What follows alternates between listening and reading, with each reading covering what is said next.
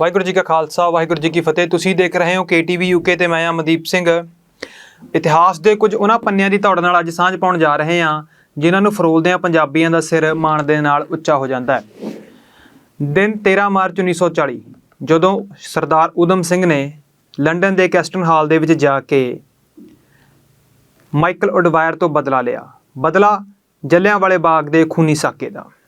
ਜਲਿਆਂਵਾਲੇ ਬਾਗ ਦੇ ਵਿੱਚ ਗੋਲੀ ਚਲਾਉਣ ਦਾ ਹੁਕਮ ਦੇਣ ਵਾਲੇ ਮਾਈਕਲ ਡਾਇਰ ਦੀ ਮੌਤ ਭਾਵੇਂ 1927 ਦੇ ਵਿੱਚ ਹੋ ਗਈ ਸੀ, ਪਰ ਫਰਾਂਸਿਸ ਮਾਈਕਲ ਉਡਵਾਇਰ ਜੋ ਕਿ ਉਸ ਸਮੇਂ ਪੰਜਾਬ ਦਾ ਗਵਰਨਰ ਸੀ, ਜਿਸ ਦੇ ਹੁਕਮਾਂ ਦੇ ਨਾਲ ਇਹ ਸਭ ਕੁਝ ਹੋਇਆ, ਉਸ ਤੋਂ ਬਦਲਾ ਲੈ ਕੇ ਊਧਮ ਸਿੰਘ ਨੇ ਆਪਣੇ ਸੀਨੇ ਦੇ ਵਿੱਚ ਬਲਦੀ 21 ਸਾਲ ਪੁਰਾਣੀ ਅੱਗ ਨੂੰ ਠੰਡਾ ਕੀਤਾ। ਅੱਜ ਗੱਲਬਾਤ ਕਰਾਂਗੇ ਇਸੇ ਮਸਲੇ ਦੇ ਉੱਤੇ ਤੇ ਊਧਮ ਸਿੰਘ ਬਾਰੇ ਕੁਝ ਵਿਚਾਰਾਂ ਦੀ ਸਾਂਝ ਪਾਵਾਂਗੇ ਅਤੇ ਉਹਨਾਂ ਦੇ ਜੀਵਨ ਉੱਤੇ ਇੱਕ ਝਾਤ ਮਾਰਾਂਗੇ। ਊਧਮ ਸਿੰਘ ਦੀ ਗੱਲਬਾਤ ਕਰਦੇ ਹਾਂ ਤੇ ਉਹਨਾਂ ਦੇ ਬਾਰੇ ਪੜ੍ਹਦੇ ਹਾਂ। ਜਾਣਕਾਰੀ ਬੜੀ ਘੱਟ ਮਿਲਦੀ ਹੈ ਅਤੇ ਜਿਹੜੀ ਜਾਣਕਾਰੀ ਮਿਲਦੀ ਹੈ ਉਹ ਬਹੁਤ ਜ਼ਿਆਦਾ ਸਟੀਕ ਨਹੀਂ ਮਿਲਦੀ, ਕਿਉਂਕਿ ਊਧਮ ਸਿੰਘ ਬਾਰੇ ਲਿਖਿਆ ਪੜ੍ਹਿਆ ਘੱਟ ਗਿਆ। ਜਿਹੜੇ ਇਤਿਹਾਸਕਾਰ ਨੇ ਉਹਨਾਂ ਦੇ ਵਿੱਚ ਵੀ ਜਿਹੜੇ ਮਤਭੇਦ ਨੇ ਉਹ ਪਾਏ ਜਾਂਦੇ ਨੇ। ਤਾਂ ਊਧਮ ਸਿੰਘ ਦਾ ਜਨਮ 26 ਦਸੰਬਰ 1899 ਨੂੰ ਪਿੰਡ ਸੁਨਾਮ ਵਿਖੇ ਹੋਇਆ, ਜਿਹੜਾ ਕਿ ਅੱਜ ਕੱਲ੍ਹ ਜ਼ਿਲ੍ਹਾ ਸੰਗਰੂਰ ਪੰਜਾਬ ਦੇ ਵਿੱਚ ਪੈਂਦਾ ਹੈ, ਪਰ ਉਸ ਵੇਲੇ ਪਟਿਆਲਾ ਰਿਆਸਤ ਅਤੇ ਅੰਗਰੇਜ਼ ਰਾਜ ਦੇ ਅਧੀਨ ਪੈਂਦਾ ਸੀ। ਊਧਮ ਸਿੰਘ ਦੇ ਪਿਤਾ ਦਾ ਨਾਮ ਸਰਦਾਰ ਟਹਿਲ ਸਿੰਘ ਜੰਮੂ ਸੀ, ਜੋ ਕਿ ਉਹਨਾਂ ਦੇ ਅੰਮ੍ਰਿਤ ਸੰਚਾਰ ਕਰਨ ਤੋਂ ਪਹਿਲਾਂ ਉਹਨਾਂ ਦਾ ਨਾਮ ਚੂਹੜ ਸਿੰਘ ਸੀ। ਊਧਮ ਸਿੰਘ ਦੀ ਮਾਤਾ ਦਾ ਨਾਮ ਹਰਨਾਮ ਕੌਰ ਸੀ ਅਤੇ ਊਧਮ ਸਿੰਘ ਦੇ ਇੱਕ ਵੱਡੇ ਭਰਾ ਸਨ, ਜਿਨ੍ਹਾਂ ਦੇ ਬਾਰੇ ਇਤਿਹਾਸਕਾਰਾਂ ਦੇ ਵਿੱਚ ਮਤਭੇਦ ਨੇ ਕਿ ਉਹਨਾਂ ਦਾ ਨਾਮ ਸਾਧੂ ਸਿੰਘ ਦੱਸਦਾ ਹੈ ਅਤੇ ਕੋਈ ਉਹਨਾਂ ਦਾ ਨਾਮ ਮੁਕਤਾ ਸਿੰਘ ਦੱਸਦਾ ਹੈ, ਜੋ ਕਿ ਊਧਮ ਸਿੰਘ ਤੋਂ ਉਮਰ ਦੇ ਵਿੱਚ ਵੱਡੇ ਸਨ। ਊਧਮ ਸਿੰਘ ਦਾ ਬਚਪਨ ਬੜੀਆਂ ਮੁਸ਼ਕਲਾਂ ਅਤੇ ਤੰਗੀਆਂ ਤਰੁੱਟੀਆਂ ਦੇ ਵਿੱਚ ਬੀਤਿਆ। ਬੜੀਆਂ ਸਮੱਸਿਆਵਾਂ ਦਾ ਉਹਨਾਂ ਨੂੰ ਸਾਹਮਣਾ ਕਰਨਾ ਪਿਆ। ਕੁਝ ਅਜਿਹੇ ਜ਼ਿੰਦਗੀ ਦੇ ਵਿੱਚ ਉਹਨਾਂ ਦੇ ਕਾਰਨਾਮੇ ਉਹਨਾਂ ਨੇ ਕੀਤੇ ਨੇ, ਇਹਨਾਂ ਸਮੱਸਿਆਵਾਂ ਇਹਨਾਂ ਮੁਸ਼ਕਲਾਂ ਦੇ ਵਿੱਚੋਂ ਲੰਘ ਕੇ ਉਹਨਾਂ ਦਾ ਨਾਮ ਦੁਨੀਆ ਦੇ ਵਿੱਚ ਅਮਰ ਹੋ ਗਿਆ। ਪਰ ਉਹਨਾਂ ਦੇ ਜੀਵਨ ਤੋਂ ਜਿਹੜੀ ਝਾਤ ਹੈ ਉਹ ਆਪਾਂ ਮਾਰਦੇ ਹਾਂ ਕਿ ਜਦੋਂ ਉਹ ਛੋਟੇ ਹੁੰਦਿਆਂ ਕੀ ਕੁਛ ਉਹਨਾਂ ਦੇ ਨਾਲ ਵਾਪਰਿਆ। ਉਹਨਾਂ ਦਾ ਜਨਮ 1899 ਦੇ ਵਿੱਚ ਹੁੰਦਾ ਹੈ, ਪਰ ਜਨਮ ਤੋਂ 2 ਸਾਲ ਬਾਅਦ 1901 ਦੇ ਵਿੱਚ ਉਹਨਾਂ ਦੀ ਮਾਤਾ ਜੀ ਇਸ ਫਾਨੀ ਸੰਸਾਰ ਤੋਂ ਅਲਵਿਦਾ ਆਖ ਜਾਂਦੇ ਨੇ। ਇਸ ਫਾਨੀ ਸੰਸਾਰ ਨੂੰ ਬੜਾ ਘੱਟ ਸਮਾਂ ਮਾਂ ਦੀ ਗੋਦ ਨੂੰ ਮਹਿਸੂਸ ਕਰ ਸਕੇ। ਮਹਿਜ਼ 2 ਸਾਲ ਬੜਾ ਘੱਟ ਸਮਾਂ ਹੈ, ਕਿਉਂਕਿ ਮਾਵਾਂ ਬਿਨਾਂ ਜਿਹੜੀ ਪੁੱਤਾਂ ਦੀ ਪਰਵਰਿਸ਼ ਹੈ ਉਹ ਪਰਿਵਾਰ ਨੂੰ ਕਰਨੀ ਬੜੀ ਮੁਸ਼ਕਿਲ ਹੋ ਜਾਂਦੀ ਹੈ। ਪਰ ਇਹਨਾਂ ਦੇ ਉੱਤੇ ਇੱਕ ਬੜੀ ਹੋਰ ਵੱਡੀ ਮੁਸੀਬਤ ਕਹਿਰ ਹੈ ਜਿਹੜਾ ਉਹ 1907 ਦੇ ਵਿੱਚ ਜਾ ਕੇ ਵਾਪਰਿਆ, 6 ਸਾਲਾਂ ਬਾਅਦ, ਜਦੋਂ ਇਹਨਾਂ ਦੇ ਪਿਤਾ ਜੀ ਵੀ ਇਹਨਾਂ ਦਾ ਸਾਥ ਛੱਡ ਕੇ ਸੰਸਾਰ ਤੋਂ ਚਲੇ ਗਏ। 1907 ਦੇ ਵਿੱਚ ਇਹ ਦੋਨੇ ਭਰਾ ਯਤੀਮ ਹੋ ਗਏ ਅਤੇ ਫਿਰ ਇਹਨਾਂ ਦਾ ਜਿਹੜਾ ਅਗਲਾ ਜੀਵਨ ਹੈ ਉਹ ਅੰਮ੍ਰਿਤਸਰ ਦੇ ਸੈਂਟਰਲ ਖਾਲਸਾ ਯਤੀਮਖਾਨਾ ਅੰਮ੍ਰਿਤਸਰ ਦੇ ਵਿੱਚ ਬੀਤਿਆ। ਇਹਨਾਂ ਦੇ ਪਿਤਾ ਜੀ, ਜੋ ਕਿ ਪੇਸ਼ੇ ਵਜੋਂ ਰੇਲਵੇ ਫਾਟਕਾਂ ਦੇ ਵਿੱਚ ਚੌਕੀਦਾਰੀ ਦਾ ਕੰਮ ਕਰਦੇ ਸੀ ਅਤੇ ਉਹਨਾਂ ਨੇ ਇੱਕ ਚੰਗੇ ਜੀਵਨ ਦੇ ਲਈ ਅੰਮ੍ਰਿਤਸਰ ਦਾ ਆਪਣੇ ਘਰ ਤੋਂ ਪਿੰਡ ਜਾਂ ਆਪਣਾ ਘਰ ਛੱਡ ਕੇ ਅੰਮ੍ਰਿਤਸਰ ਜਾ ਕੇ ਰਹਿਣ ਲੱਗ ਗਏ ਸੀ ਅਤੇ ਉੱਥੋਂ ਵਸ ਗਏ। ਪਰ 1907 ਦੇ ਵਿੱਚ ਜਦੋਂ ਉਹ ਇਸ ਸੰਸਾਰ ਤੋਂ ਚਲੇ ਗਏ ਤਾਂ ਸਾਧੂ ਸਿੰਘ ਜਾਂ ਮੁਕਤਾ ਸਿੰਘ ਕਹਿ ਲਈਏ ਅਤੇ ਊਧਮ ਸਿੰਘ ਬਾਰੇ ਖਾਸ ਗੱਲ ਕਰਨੀ ਚਾਹੁੰਦੇ ਹਾਂ ਕਿ ਊਧਮ ਸਿੰਘ ਦਾ ਬਚਪਨ ਦਾ ਨਾਂ ਜਾਂ ਜਿਹੜਾ ਨਿੱਕਿਆਂ ਹੁੰਦਿਆਂ ਦਾ ਨਾਂ ਜੋ ਘਰਦਿਆਂ ਨੇ ਰੱਖਿਆ ਉਹ ਨਾਮ ਸ਼ੇਰ ਸਿੰਘ ਸੀ। ਊਧਮ ਸਿੰਘ ਨਹੀਂ ਸੀ, ਉਹਨਾਂ ਦੇ ਘਰਦਿਆਂ ਨੇ ਉਹਨਾਂ ਦਾ ਨਾਮ ਸ਼ੇਰ ਸਿੰਘ ਰੱਖਿਆ। ਤਾਂ ਸ਼ੇਰ ਸਿੰਘ ਜਾਂ ਊਧਮ ਸਿੰਘ, ਮੁਕਤਾ ਸਿੰਘ ਜਾਂ ਸਾਧੂ ਸਿੰਘ, ਦੋਨਾਂ ਦੇ ਸਿਰ ਤੋਂ 1907 ਦੇ ਵਿੱਚ ਮਾਂ ਪਿਓ ਦਾ ਜਿਹੜਾ ਸਾਇਆ ਉਹ ਉੱਠ ਗਿਆ। ਮਾਂ ਦਾ ਸਾਇਆ 1901 ਦੇ ਵਿੱਚ ਉੱਠ ਗਿਆ ਸੀ ਅਤੇ 1907 ਦੇ ਵਿੱਚ ਪਿਓ ਦਾ ਸਾਇਆ ਵੀ ਉੱਠ ਗਿਆ ਅਤੇ ਬਿਲਕੁਲ ਯਤੀਮ ਹੋ ਗਏ ਅਤੇ ਉਹਨਾਂ ਦਾ ਅਗਲਾ ਜੀਵਨ ਯਤੀਮਖਾਨੇ ਦੇ ਵਿੱਚ ਬੀਤਿਆ। ਪਰ ਊਧਮ ਸਿੰਘ ਦੇ ਨਾਲ ਜੋ ਆਪਾਂ ਰੱਬੀ ਵੈਰ ਇਹ ਕਹਿ ਲਈਏ ਕਿ ਉਹ ਹਜੇ ਮੁੱਕਣ ਵਾਲਾ ਨਹੀਂ ਸੀ। ਇੱਕ ਹੋਰ ਉਹਨਾਂ ਦਾ ਪਰਿਵਾਰ ਦਾ ਜੀ, ਉਹਨਾਂ ਦਾ ਵੱਡਾ ਭਰਾ, ਜੋ ਕਿ ਦੁਨੀਆ ਉੱਤੇ ਇੱਕੋ ਇੱਕ ਉਹਨਾਂ ਦਾ ਖੂਨ ਦਾ ਰਿਸ਼ਤੇਦਾਰ ਜਾਂ ਉਹਨਾਂ ਦਾ ਕੋਈ ਨਾਲ ਦਾ ਪਰਿਵਾਰ ਦਾ ਮੈਂਬਰ ਜਿਉਂਦਾ ਸੀ। 1913 ਦੇ ਵਿੱਚ ਉਹਨਾਂ ਦੇ ਭਰਾ ਵੀ ਇਸ ਸੰਸਾਰ ਨੂੰ ਛੱਡ ਕੇ ਚਲੇ ਗਏ। ਉਸ ਵੇਲੇ ਊਧਮ ਸਿੰਘ ਇਸ ਸੰਸਾਰ ਦੇ ਵਿੱਚ ਬਿਲਕੁਲ ਇਕੱਲੇ ਰਹਿ ਗਏ।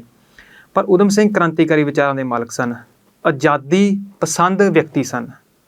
ਆਜ਼ਾਦੀ ਦੀ ਫਿਜ਼ਾ ਉਹਨਾਂ ਦੇ ਰਗ ਦੇ ਵਿੱਚ ਘੁਲੀ ਹੋਈ ਸੀ। ਤਾਂ 1917 ਦੇ ਵਿੱਚ ਊਧਮ ਸਿੰਘ 10ਵੀਂ ਪਾਸ ਕਰਦੇ ਨੇ ਪਰ 10ਵੀਂ ਪਾਸ ਕਰਦਿਆਂ ਤੋਂ ਬਾਅਦ ਉਹ ਜਦੋਂ ਉਹਨਾਂ ਨੇ ਸੋਝੀ ਆ ਜਿਹੜੀ ਸੰਭਾਲੀ ਆ, ਉਦੋਂ ਤੋਂ ਹੀ ਉਹਨਾਂ ਨੂੰ ਅੰਗਰੇਜ਼ੀ ਸਰਕਾਰ ਦੀਆਂ ਜਿਹੜੀਆਂ ਗਲਤ ਨੀਤੀਆਂ ਨੇ ਜਾਂ ਉਹਨਾਂ ਦੇ ਰਾਜ ਕਰਨ ਦਾ ਢੰਗ ਜਾਂ ਜ਼ੁਲਮ ਕਰਨ ਦੀ ਜਿਹੜੀਆਂ ਉਹਨਾਂ ਦੀਆਂ ਨੀਤੀਆਂ ਨੇ, ਉਹ ਉਹਨਾਂ ਤੋਂ ਭਲੀ ਪ੍ਰਕਾਰ ਜਾਣੂ ਹੋ ਗਏ ਸਨ ਅਤੇ ਉਹ ਆਜ਼ਾਦੀ ਪਸੰਦ ਵਿਅਕਤੀ ਸਨ ਅਤੇ ਆਜ਼ਾਦੀ ਘੋਲ ਦੇ ਵਿੱਚ ਉਹ ਹਿੱਸਾ ਲੈਣ ਲੱਗ ਗਏ ਸਨ।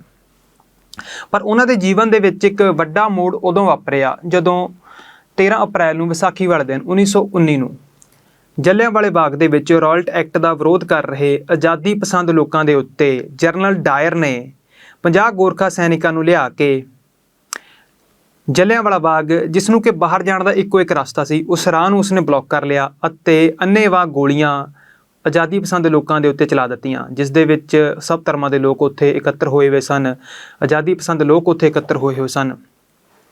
ਅੰਨ੍ਹੇਵਾਹ ਗੋਲੀਆਂ ਚਲਾਈਆਂ ਅਤੇ ਉਸ ਕਤਲੋ ਗਾਰਤ ਦਾ ਊਧਮ ਸਿੰਘ ਦੇ ਮਨ ਦੇ ਉੱਤੇ ਬਹੁਤ ਗਹਿਰਾ ਅਸਰ ਪਿਆ।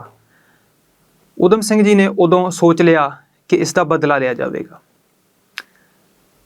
ਅਤੇ ਊਧਮ ਸਿੰਘ ਦੇ ਕੀਤੇ ਹੋਏ ਇਸ ਕਾਰਨਾਮੇ ਕਰਕੇ ਅੱਜ ਹਰ ਪੰਜਾਬੀ ਇਸ ਦਿਨ ਨੂੰ ਜਦੋਂ ਯਾਦ ਕਰਦਾ ਹੈ ਜਾਂ ਤਵਾਰੀਖ ਇਸ ਨੂੰ ਯਾਦ ਕਰਦਾ ਹੈ, ਇਤਿਹਾਸ ਦੇ ਪੰਨਿਆਂ ਨੂੰ ਫਰੋਲਦਾ ਹੈ, ਜਦੋਂ ਇਹ ਤਾਰੀਖ ਉਹਨਾਂ ਦੇ ਸਾਹਮਣੇ ਆਉਂਦੀ ਹੈ ਤਾਂ ਉਹਨਾਂ ਦਾ ਜਿਹੜਾ ਸਿਰ ਹੈ ਉਹ ਪੂਰੀ ਦੁਨੀਆ ਦੇ ਵਿੱਚ ਮਾਣ ਦੇ ਨਾਲ ਉੱਚਾ ਹੋ ਜਾਂਦਾ ਹੈ। ਪੂਰੀ ਦੁਨੀਆ ਨੂੰ ਊਧਮ ਸਿੰਘ ਨੇ ਦੱਸਿਆ ਕਿ ਕਿਵੇਂ ਜਿਹੜੇ ਪੰਜਾਬੀ ਨੇ ਜਾਂ ਸਿੱਖ ਨੇ ਉਹ ਬਦਲਾ ਲੈਂਦੇ ਨੇ ਜੇਕਰ ਉਹਨਾਂ ਉੱਤੇ ਕੋਈ ਜ਼ੁਲਮ ਕਰਦਾ ਹੈ। ਜਿਵੇਂ ਪੰਜਾਬੀ ਦੀ ਇੱਕ ਕਹਾਵਤ ਆ ਕਿ ਆਏ ਗਏ ਨੂੰ ਦੇਗ, ਸਿਰ ਚੜੇ ਨੂੰ ਤੇਗ। ਤਾਂ ਬਦਲਾ ਲੈਣ ਦਾ ਜਦ ਊਧਮ ਸਿੰਘ ਨੇ ਜਦੋਂ ਬਦਲਾ ਲਿਆ ਤਾਂ ਉਹਨਾਂ ਦੀ 40 ਸਾਲ ਦੀ ਉਮਰ ਸੀ ਜਦੋਂ ਉਹਨਾਂ ਨੇ ਬਦਲਾ ਲਿਆ ਜਾਂ ਇਸ ਫਾਨੀ ਸੰਸਾਰ ਤੋਂ ਉਹ ਚਲੇ ਗਏ, ਪਰ 21 ਸਾਲ ਆਪਣੇ ਅੰਦਰ ਇਸ ਬਦਲੇ ਦੀ ਅੱਗ ਨੂੰ ਧੁਖਦਾ ਰੱਖਿਆ। ਇਹ ਬੜੀ ਵੱਡੀ ਗੱਲ ਹੈ ਕਿ ਆਪਣੇ ਅੰਦਰ ਆਪਣੇ ਕ੍ਰੋਧ ਨੂੰ ਇਸ ਤਰ੍ਹਾਂ ਦਬਾ ਕੇ ਰੱਖਣਾ ਅਤੇ ਜਦੋਂ ਮੌਕਾ ਮਿਲਣ ਤੱਕ ਇਸ ਤਰ੍ਹਾਂ ਕ੍ਰੋਧ ਨੂੰ ਦਬਾ ਕੇ ਰੱਖਣਾ ਬਹੁਤ ਵੱਡੀ ਗੱਲ ਹੈ, ਜਿਸ ਤਰ੍ਹਾਂ ਊਧਮ ਸਿੰਘ ਨੇ ਕੀਤਾ। ਪਰ ਉਹ 1919 ਨੂੰ ਜਲਿਆਂਵਾਲੇ ਬਾਗ ਦੇ ਵਿੱਚ ਜੋ ਘਿਨਾਉਣੀ ਅਤੇ ਵਹਿਸ਼ੀਆਨਾ ਹਰਕਤ, ਜੋ ਕਤਲੋ ਗਾਰਤ ਨਰਸੰਹਾਰ ਅੰਗਰੇਜ਼ ਹੁਕਮਰਾਨਾਂ ਨੇ, ਅੰਗਰੇਜ਼ ਸਰਕਾਰ ਨੇ, ਜਨਰਲ ਡਾਇਰ ਨੇ ਕੀਤਾ, ਉਸ ਦੇ ਬਾਰੇ ਵੀ ਜਿਹੜੇ ਸਟੀਕ ਤੱਤ ਨੇ ਉਹ ਨਹੀਂ ਮਿਲਦੇ ਕਿ ਉੱਥੇ ਕਿੰਨੇ ਕੁ ਲੋਕਾਂ ਦੀ ਜਾਨ ਗਈ। ਉਸ ਦੇ ਬਾਰੇ ਵੱਖਰੇ ਵੱਖਰੇ ਲੋਕਾਂ ਦੀ ਵੱਖਰੀ ਵੱਖਰੀ ਮੱਤ ਆ। ਜਿਹੜੇ ਸਰਕਾਰੀ ਰਿਕਾਰਡ ਨੇ ਤਾਂ ਉਹ ਕਹਿੰਦੇ ਉੱਥੇ 10 ਮਿੰਟ ਗੋਲੀ ਚੱਲਦੀ ਰਹੀ। ਸਰਕਾਰੀ ਰਿਕਾਰਡਾਂ ਦੇ ਅਨੁਸਾਰ 1650 ਰਾਊਂਡ ਫਾਇਰ ਕੀਤੇ ਗਏ। ਤਾਂ ਇਹ 1650 ਰਾਊਂਡਾਂ ਦੀ ਗਿਣਤੀ ਇਸ ਆਧਾਰ ਤੇ ਕੀਤੀ ਗਈ ਹੈ ਕਿ ਜਿਹੜੇ ਉੱਥੋਂ ਗੋਲੀਆਂ ਦੇ ਖੋਲ ਬਰਾਮਦ ਹੋਏ ਉਹਨਾਂ ਦੇ ਆਧਾਰ ਤੇ। ਤਾਂ ਇਹ ਗਿਣਤੀ ਵੀ ਪੂਰੀ ਪਰਪੱਕ ਨਹੀਂ ਕਿ ਉਹ ਉੱਥੇ ਕਿੰਨੇ ਰਾਊਂਡ ਨੇ ਜਿਹੜੇ ਉਹ ਫਾਇਰ ਕੀਤੇ ਗਏ। ਤੇ ਸਰਕਾਰੀ ਰਿਕਾਰਡਾਂ ਦੇ ਅਨੁਸਾਰ 379 ਲੋਕਾਂ ਦੀ ਉੱਥੇ ਮੌਤ ਹੋਈ ਹੈ ਅਤੇ 1100 ਤੋਂ ਵੱਧ ਲੋਕ ਜਿਹੜੇ ਨੇ ਉਹ ਜ਼ਖਮੀ ਹੋਏ ਸੀ। ਪਰ ਜਿਹੜੇ ਹੋਰ ਇਤਿਹਾਸਕਾਰ ਨੇ ਉਹ ਇਸ ਤੋਂ ਮਤ ਕੁਝ ਵੱਖਰਾ ਰੱਖਦੇ ਨੇ। ਜਾਂ ਉਸ ਵੇਲੇ ਇੰਡੀਅਨ ਨੈਸ਼ਨਲ ਕਾਂਗਰਸ ਨੇ ਕੀ ਕਿਹਾ, ਉਸ ਵੇਲੇ ਇੰਡੀਅਨ ਨੈਸ਼ਨਲ ਕਾਂਗਰਸ ਨੇ ਇਸ ਮਾਮਲੇ ਦੇ ਉੱਤੇ ਕੀ ਆਖਿਆ ਸੀ। ਉਸ ਵੇਲੇ ਇੰਡੀਅਨ ਨੈਸ਼ਨਲ ਕਾਂਗਰਸ ਨੇ ਆਖਿਆ ਸੀ ਕਿ 1500 ਤੋਂ ਵਧੇਰੇ ਲੋਕ ਜ਼ਖਮੀ ਹੋਏ ਨੇ ਅਤੇ 1000 ਤੋਂ ਵੱਧ ਲੋਕ ਉਹਨਾਂ ਦੀ ਮੌਤ ਹੋਈ ਹੈ, ਜਾਂ ਕਹਿ ਲਈਏ ਕਿ 1000 ਤੋਂ ਵੱਧ ਲੋਕ ਉੱਥੇ ਸ਼ਹਾਦਤ ਪਾ ਗਏ। ਪਰ ਇਹ ਜਿਹੜੀ ਗਿਣਤੀ ਹੈ ਇਸ ਤੋਂ ਕਿਤੇ ਵਧੇਰੇ ਵੱਧ ਸੀ, ਕਿਉਂਕਿ ਉਸ ਤੋਂ ਬਾਅਦ ਕੁਝ ਹੋਰ ਜਿਹੜੀਆਂ ਦਲੀਲਾਂ ਨੇ ਉਹ ਵੀ ਸਾਹਮਣੇ ਆਉਂਦੀਆਂ ਨੇ। ਇੱਕ ਬਾਗ ਦੇ ਵਿੱਚ ਉੱਥੇ ਇੱਕ ਫੱਟੀ ਲੱਗੀ ਹੋਈ ਹੈ ਜਿੱਥੇ ਇੱਕ ਖੂਹ ਹੈ, ਜਿਸ ਖੂਹ ਦੇ ਵਿੱਚ ਲੋਕਾਂ ਨੇ ਆਪਣੀ ਜਾਨ ਬਚਾਉਣ ਦੇ ਲਈ ਛਾਲਾਂ ਮਾਰੀਆਂ। ਤਾਂ ਉਸ ਫੱਟੀ ਦੇ ਬਾਹਰ ਲਿਖਿਆ ਹੋਇਆ ਕਿ 120 ਲੋਕਾਂ ਦੀਆਂ ਲਾਸ਼ਾਂ ਇਸ ਖੂਹ ਦੇ ਵਿੱਚੋਂ ਨਿਕਲੀਆਂ ਸਨ ਜਿਨ੍ਹਾਂ ਨੇ ਆਪਣੀ ਜਾਨ ਬਚਾਉਣ ਦੇ ਲਈ ਖੂਹ ਦੇ ਵਿੱਚ ਛਾਲਾਂ ਮਾਰੀਆਂ ਸੀ। ਤਾਂ ਉੱਥੇ ਮਰਨ ਵਾਲਿਆਂ ਦੀ ਜਿਹੜੀ ਸੰਖਿਆ ਆ ਉਹ 1800 ਤੋਂ ਵੀ ਵੱਧ ਦੱਸੀ ਜਾਂਦੀ ਹੈ ਅਤੇ ਫੱਟੜ ਹੋਣ ਵਾਲਿਆਂ ਦੀ ਸੰਖਿਆ 1500 ਤੋਂ ਵੀ ਵੱਧ ਦੱਸੀ ਜਾਂਦੀ ਹੈ। ਤਾਂ ਇਸ ਵਹਿਸ਼ੀਆਨਾ ਜੋ ਕਤਲੋਗਾਰਤ ਅੰਗਰੇਜ਼ ਸਰਕਾਰ ਦੁਆਰਾ ਕੀਤੀ ਗਈ, ਉਸ ਦਾ ਊਧਮ ਸਿੰਘ ਦੇ ਮਨ ਦੇ ਉੱਤੇ ਬੜਾ ਗਹਿਰਾ ਅਸਰ ਹੋਇਆ। ਊਧਮ ਸਿੰਘ ਨੇ ਬਦਲਾ ਲੈਣ ਦੀ ਠਾਣ ਲਈ ਅਤੇ 21 ਸਾਲ ਬਾਅਦ ਲੰਡਨ ਦੇ ਕ੍ਰਿਸਟਨ ਹਾਲ ਦੇ ਵਿੱਚ ਜਾ ਕੇ ਬਦਲਾ ਲਿਆ। ਲੰਡਨ ਦੇ ਕ੍ਰਿਸਟਨ ਹਾਲ ਦੇ ਵਿੱਚ ਇੱਕ ਮੀਟਿੰਗ ਚੱਲ ਰਹੀ ਸੀ। ਉਸ ਮੀਟਿੰਗ ਦੇ ਵਿੱਚ ਮਾਈਕਲ ਐਡਵਾਇਰ ਨੇ ਆਉਣਾ ਸੀ ਅਤੇ ਭਾਸ਼ਣ ਦੇਣਾ ਸੀ। ਤਾਂ ਉਸ ਮੀਟਿੰਗ ਦੇ ਵਿੱਚ ਜਾ ਕੇ ਮਾਈਕਲ ਐਡਵਾਇਰ ਨੂੰ ਮਾਰ ਕੇ ਊਧਮ ਸਿੰਘ ਨੇ ਜਿਹੜਾ ਆਪਣਾ ਉਹ ਬਦਲਾ ਉਹ ਲਿਆ। ਪਰ ਊਧਮ ਸਿੰਘ ਜਿਹੜੇ ਕ੍ਰਾਂਤੀਕਾਰੀ ਵਿਚਾਰਾਂ ਦੇ ਮਾਲਕ ਸਨ, ਭਗਤ ਸਿੰਘ ਦੇ ਨਾਲ ਵੀ ਉਹਨਾਂ ਦੀ ਜਿਹੜੀ ਬੜੀ ਨੇੜਤਾ ਹੈ ਉਹ ਰਹੀ ਹੈ। ਤਾਂ ਉਹਨਾਂ ਨੇ ਆਜ਼ਾਦੀ ਦੇ ਸੰਘਰਸ਼ ਦੇ ਵਿੱਚ ਬੜਾ ਜਿਹੜਾ ਆਪਣਾ ਯੋਗਦਾਨ ਉਹ ਪਾਇਆ। ਸਿਰਫ ਉਹਨਾਂ ਨੇ ਮਾਈਕਲ ਐਡਵਾਇਰ ਤੋਂ ਬਦਲਾ ਹੀ ਨਹੀਂ ਲਿਆ, ਉਹ ਗਦਰ ਲਹਿਰ ਦੇ ਨਾਲ ਵੀ ਜੁੜੇ ਰਹੇ ਨੇ। ਊਧਮ ਸਿੰਘ ਗਦਰ ਲਹਿਰ ਦੇ ਨਾਲ ਜੁੜੇ। ਜਦੋਂ ਇਹ ਘਟਨਾ ਵਾਪਰੀ ਉਸ ਤੋਂ ਬਾਅਦ ਉਹ ਗਦਰ ਲਹਿਰ ਦੇ ਨਾਲ ਜੁੜੇ, ਆਜ਼ਾਦੀ ਪਸੰਦ ਲੋਕਾਂ ਨੂੰ ਮਿਲਦੇ ਰਹੇ। ਗਦਰ ਲਹਿਰ ਦੇ ਨਾਲ ਜੁੜ ਕੇ ਉਹ ਸਾਊਥ ਅਫਰੀਕਾ ਗਏ, ਉਸ ਤੋਂ ਬਾਅਦ ਜ਼ਿੰਬਾਬਵੇ ਗਏ, ਉਸ ਤੋਂ ਬਾਅਦ ਉਹ ਅਮਰੀਕਾ ਜਾਂਦੇ ਨੇ ਅਤੇ ਅਮਰੀਕਾ ਤੋਂ ਬਾਅਦ ਉਹ ਇੰਗਲੈਂਡ ਪਹੁੰਚਦੇ ਨੇ। ਅਮਰੀਕਾ ਤੋਂ ਜਦੋਂ ਪਹੁੰਚਦੇ ਨੇ ਗਦਰ ਲਹਿਰ ਦੇ ਨਾਲ ਜੁੜਦੇ ਨੇ, ਉਸ ਤੋਂ ਬਾਅਦ ਉੱਥੋਂ ਵਾਪਸ ਆਉਂਦੇ ਨੇ ਸਮੁੰਦਰੀ ਰਸਤੇ ਉਹ ਕਰਾਚੀ ਪਹੁੰਚਦੇ ਨੇ। ਕਰਾਚੀ ਪਹੁੰਚ ਕੇ 1927 ਦੇ ਵਿੱਚ ਉਹ ਕਰਾਚੀ ਪਹੁੰਚਦੇ ਨੇ ਅਤੇ 1927 ਦੇ ਵਿੱਚ ਕਰਾਚੀ ਪਹੁੰਚ ਕੇ ਉਹਨਾਂ ਦੇ ਕੋਲੋਂ ਗਦਰ ਲਹਿਰ ਦੇ ਨਾਲ ਸੰਬੰਧਿਤ ਜਿਹੜਾ ਲਿਟਰੇਚਰ ਹੈ ਉਹ ਬਰਾਮਦ ਹੁੰਦਾ ਤੇ ਉਹਨਾਂ ਨੂੰ ਜੁਰਮਾਨਾ ਵੀ ਲਗਾਇਆ ਜਾਂਦਾ ਹੈ ਅਤੇ ਕੁਝ ਸਮੇਂ ਬਾਅਦ ਉਹਨਾਂ ਨੂੰ ਨਜਾਇਜ਼ ਹਥਿਆਰ ਜਾਂ ਅਸਲਾ ਰੱਖਣ ਦੇ ਜੁਰਮ ਦੇ ਵਿੱਚ 5 ਸਾਲ ਦੀ ਕੈਦ ਵੀ ਕੱਟਣੀ ਪੈਂਦੀ ਹੈ। ਤੇ ਜਦੋਂ ਭਗਤ ਸਿੰਘ ਨੂੰ ਫਾਂਸੀ ਦਿੱਤੀ ਗਈ ਉਦੋਂ ਵੀ ਊਧਮ ਸਿੰਘ ਜੇਲ੍ਹ ਦੇ ਵਿੱਚ ਸਨ। ਭਗਤ ਸਿੰਘ ਦੇ ਨਾਲ ਊਧਮ ਸਿੰਘ ਦੀ ਕਾਫੀ ਜਿਹੜੀ ਨੇੜਤਾ ਆ ਉਹ ਦੱਸੀ ਜਾਂਦੀ ਹੈ ਕਿ ਉਹ ਭਗਤ ਸਿੰਘ ਨੂੰ ਕਾਫੀ ਮੰਨਦੇ ਸਨ। ਪਰ ਊਧਮ ਸਿੰਘ ਦੇ ਬਦਲੇ ਦੀ ਅੱਗ ਹਜੇ ਸ਼ਾਂਤ ਨਹੀਂ ਸੀ ਹੋਈ, ਕਿਉਂਕਿ ਊਧਮ ਸਿੰਘ ਨੇ ਜੋ ਕੁਝ ਆਪਣੇ ਅੱਖੀ ਦੇਖਿਆ ਸੀ ਉਹ ਉਹਨਾਂ ਦੇ ਅੰਦਰ ਭਾਂਬੜ ਵਲ ਕੇ ਮੱਚ ਰਿਹਾ ਸੀ। ਪਰ ਇੱਕ ਹੋਰ ਘਟਨਾ ਜਿਹੜੀ ਉਸ ਤੋਂ ਬਾਅਦ ਵਾਪਰਦੀ ਹੈ ਕਿ 1927 ਦੇ ਵਿੱਚ ਜਨਰਲ ਡਾਇਰ ਦੀ ਮੌਤ ਹੋ ਜਾਂਦੀ ਹੈ। ਜਨਰਲ ਡਾਇਰ ਜਿਸਨੇ ਕਿ ਉੱਥੇ ਆ ਕੇ ਗੋਲੀਆਂ ਚਲਾਉਣ ਦਾ ਜਿਹੜਾ ਹੁਕਮ ਹੈ ਉਹ ਦਿੱਤਾ, ਜਿਸ ਕਰਕੇ ਇੰਨੀ ਬਰਬਰਤਾ ਹੋਈ ਜਿਹਦੇ ਕਰਕੇ ਇੰਨੇ ਨਿਰਦੋਸ਼ ਲੋਕਾਂ ਨੂੰ ਆਪਣੀ ਜਾਨ ਤੋਂ ਜਾਨ ਗਵਾਉਣੀ ਪਈ, ਜਾਂ ਉਹਨਾਂ ਨੂੰ ਕਹਿ ਲਈਏ ਕਿ ਆਜ਼ਾਦੀ ਪਸੰਦ ਲੋਕਾਂ ਨੂੰ ਗੋਲੀਆਂ ਮਾਰ ਕੇ ਅੰਗਰੇਜ਼ ਸਰਕਾਰ ਨੇ ਸ਼ਹੀਦ ਕੀਤਾ।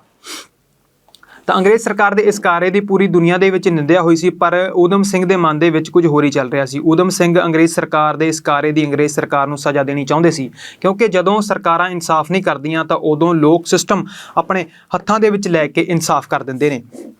ਤਾਂ 1927 ਦੇ ਵਿੱਚ ਜਨਰਲ ਡਾਇਰ ਦੀ ਮੌਤ ਹੋ ਜਾਂਦੀ ਹੈ ਤਾਂ ਊਧਮ ਸਿੰਘ ਨੂੰ ਇਸ ਗੱਲ ਦਾ ਬੜਾ ਦੁੱਖ ਲੱਗਦਾ ਹੈ।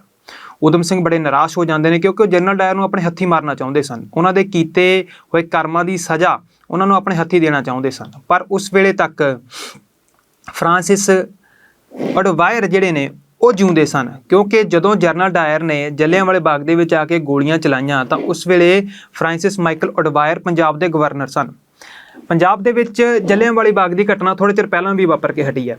ਇਹ ਗੱਲ ਇਸ ਕਰਕੇ ਸਮਝਾਉਣ ਦੀ ਕੋਸ਼ਿਸ਼ ਅਸੀਂ ਕਰਨੀ ਚਾਹੁੰਦੇ ਹਾਂ ਕਿ ਜਨਰਲ ਡਾਇਰ ਨੇ ਗੋਲੀਆਂ ਚਲਾਈਆਂ, ਉਹਨਾਂ ਤੋਂ ਬਦਲਾ ਭਾਵੇਂ ਊਧਮ ਸਿੰਘ ਨਹੀਂ ਲੈ ਪਾਏ, ਪਰ ਗੋਲੀਆਂ ਚਲਾਉਣ ਵਾਲੇ ਦੇ ਪਿੱਛੇ ਹੁਕਮ ਦੇਣ ਵਾਲਾ ਹੱਥ ਵੀ ਜ਼ਰੂਰ ਹੁੰਦਾ ਹੈ। ਜਿਸ ਢੰਗ ਦੇ ਨਾਲ ਪੰਜਾਬ ਦੇ ਵਿੱਚ ਬੇਅਬਦੀਆਂ ਅਤੇ ਸ਼੍ਰੀ ਗੁਰੂ ਗ੍ਰੰਥ ਸਾਹਿਬ ਦੇ ਜਿਵੇਂ ਅੰਗ ਗਲੀਆਂ 'ਚ ਪਾੜ ਕੇ ਖਿਲਾਰੇ ਗਏ, ਉਹਨਾਂ ਦਾ ਇਨਸਾਫ ਮੰਗਦੇ ਇਨਸਾਫ ਪਸੰਦ ਲੋਕਾਂ ਦੇ ਉੱਤੇ ਅਤੇ ਸ਼ਾਂਤਮਈ ਧਰਨਾ ਲਾਈ ਬੈਠੇ ਲੋਕਾਂ ਦੇ ਉੱਤੇ, ਸ਼ਾਂਤਮਈ ਇਨਸਾਫ ਮੰਗ ਰਹੇ ਲੋਕਾਂ ਦੇ ਉੱਤੇ ਪੰਜਾਬ ਸਰਕਾਰ ਨੇ ਅਤੇ ਪੰਜਾਬ ਪੁਲਿਸ ਨੇ ਗੋਲੀਆਂ ਚਲਾਈਆਂ, ਜਿਸ ਦੇ ਵਿੱਚ 2 ਸਿੰਘਾਂ ਨੂੰ ਸ਼ਹੀਦ ਕੀਤਾ ਗਿਆ।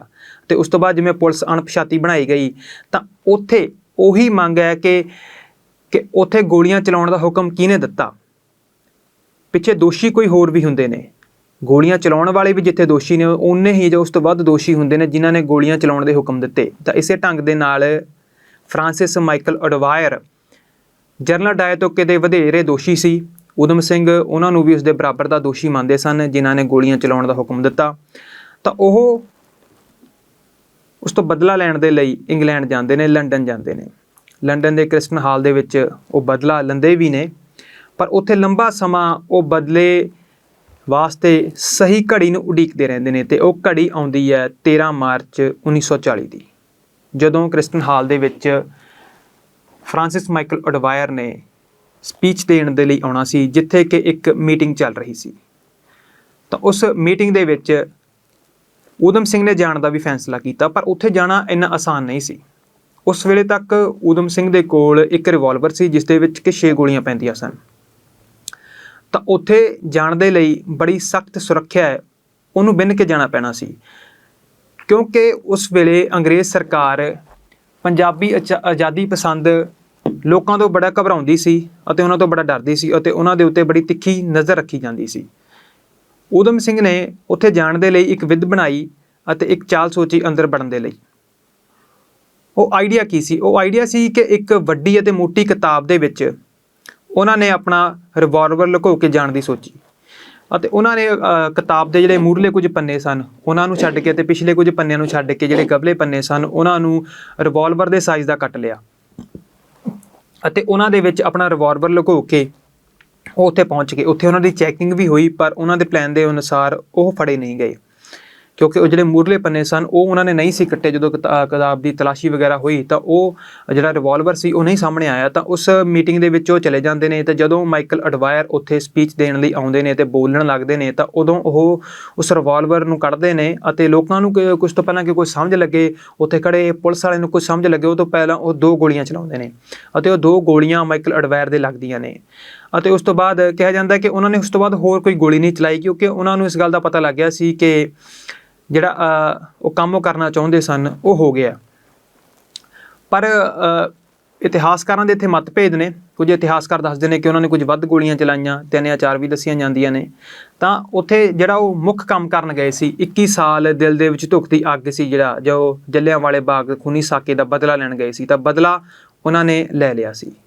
ਪਰ ਉੱਥੋਂ ਉਹਨਾਂ ਨੇ ਭੱਜੇ ਨਹੀਂ, ਉੱਥੋਂ ਉਹਨਾਂ ਨੇ ਖੜ ਕੇ ਆਪਣੀ ਗ੍ਰਿਫਤਾਰੀ ਦਿੱਤੀ, ਕਿਉਂਕਿ ਦੁਨੀਆ ਨੂੰ ਦੱਸਣਾ ਚਾਹੁੰਦੇ ਸੀ ਕਿ ਸਿੱਖ ਜਾਂ ਪੰਜਾਬੀ ਆਜ਼ਾਦੀ ਪਸੰਦ ਲੋਕ ਬਦਲਾ ਕਿਵੇਂ ਲੈਂਦੇ ਨੇ, ਜਾਂ ਉਹ ਇਹ ਦੱਸਣਾ ਚਾਹੁੰਦੇ ਸੀ ਕਿ ਅੰਗਰੇਜ਼ ਸਰਕਾਰ ਨੇ ਜਿਹੜਾ ਵਹਿਸ਼ੀਆਨਾ ਹਰਕਤ ਕੀਤੀ ਸੀ ਉਸ ਦੀ ਸਜ਼ਾ ਕੀ ਬਣਦੀ ਹੈ।